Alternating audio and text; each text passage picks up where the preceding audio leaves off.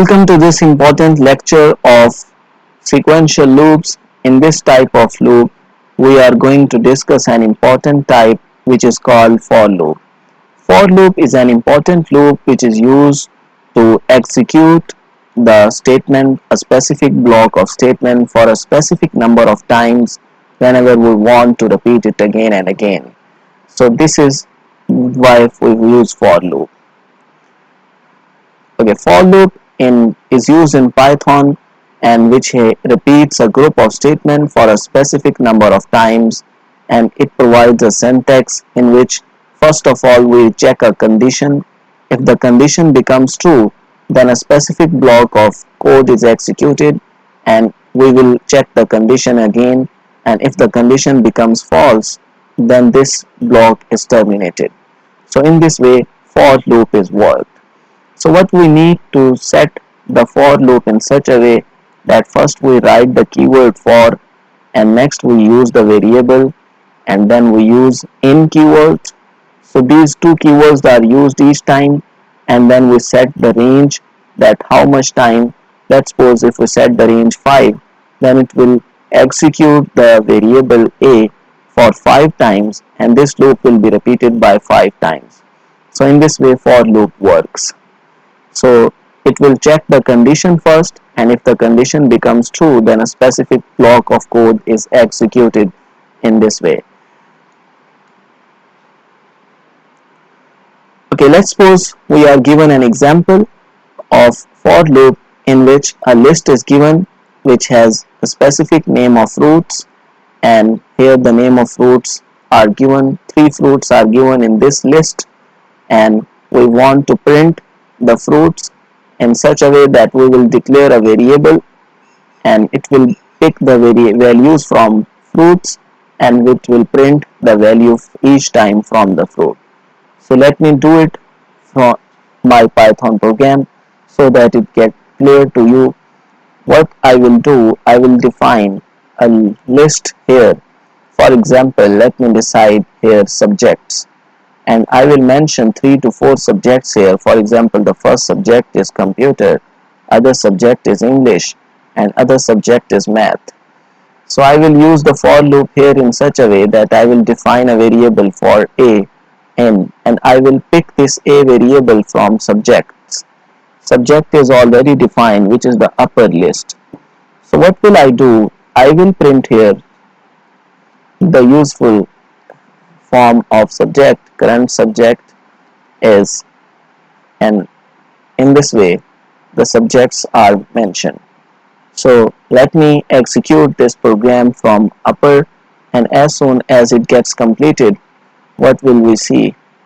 Each time you can see that this for loop has a limit which is taken in the variable a from the subjects. Here in case of subjects, 3 subjects are given, and each time it will pick one subject. So first it will pick A0. A0 stands for first subject, which is computer. Next it will pick second subject, which is English, and that is A1, and next it will pick other subject, which is A2. So total number are 3, and in this way for loop will be executed. Okay, let me do it here another example, which is we are going to calculate the factorial of the number. So how to do this calculation? To perform the factorial or to calculate the factorial, first we will input a number.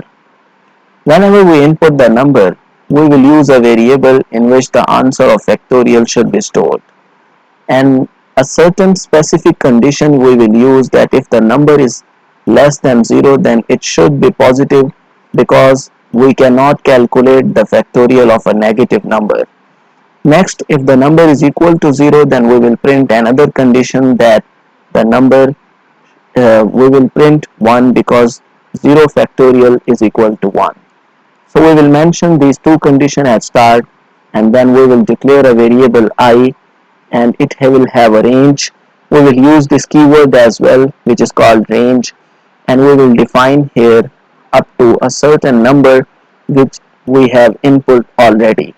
In this way the factorial will be calculated, and each time the next variable will be updated in such a way that we will start it from 1 and we will keep on multiplying each time until we get a certain number. For example, we want to calculate the factorial of 3, then first we will multiply 1 by 1, then we will multiply this answer by 2, and then we will multiply this answer by 3, and then we will multiply this answer till the final value. Let's suppose it is 3. If it is 5, then we will multiply this answer again by 4, and we will multiply this answer again by 5. So in this way the factorial will be calculated up to a certain number, and this is a simple layout in which we can use for loop to use to find the certain factorial of a number. So what we are going to do, first of all we will define integer and input to enter the number by a user. Okay, the number whose factorial we are going to calculate.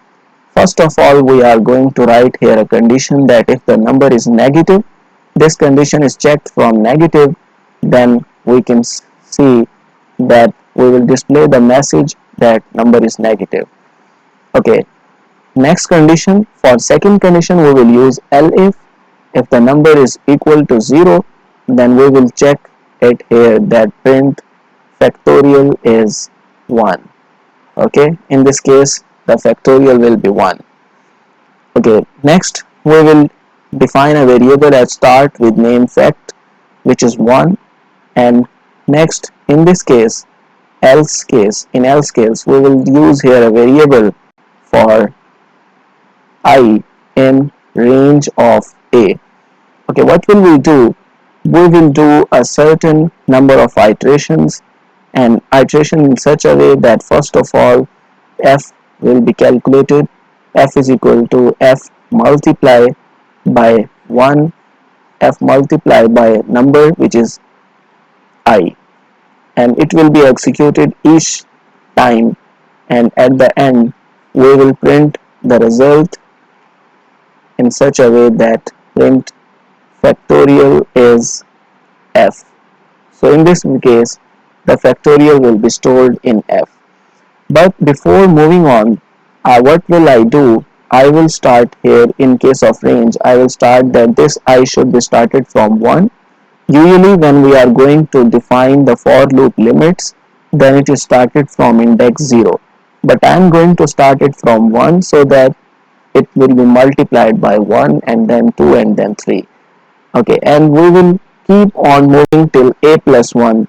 A plus 1 means usually if we are going to set the limit 3, then it is from 0 to 2, but we want to set the limit as a plus 1.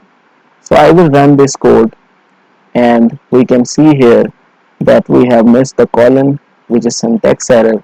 I will run this code again. I will enter the number. First I enter the negative number, and we can see here the message is displayed that the number is negative. Now I will run this code again. Here we can see if the number is 0, then it will display that factorial is 1. Now I will enter a number other than 0 and negative number, which is 3, and we can see here that factorial is not defined. In fact, I have used f upper fact, upper variable, and lower is f. So what will I do? I will use the f same variable, and now I enter the positive number again, and I will enter 3, and you can see here the factorial is already calculated, which is 6. In this way this program works. Hopefully it is clear to you. I can run this again so that your concepts become more clear. If I enter here 7, then the factorial is already calculated.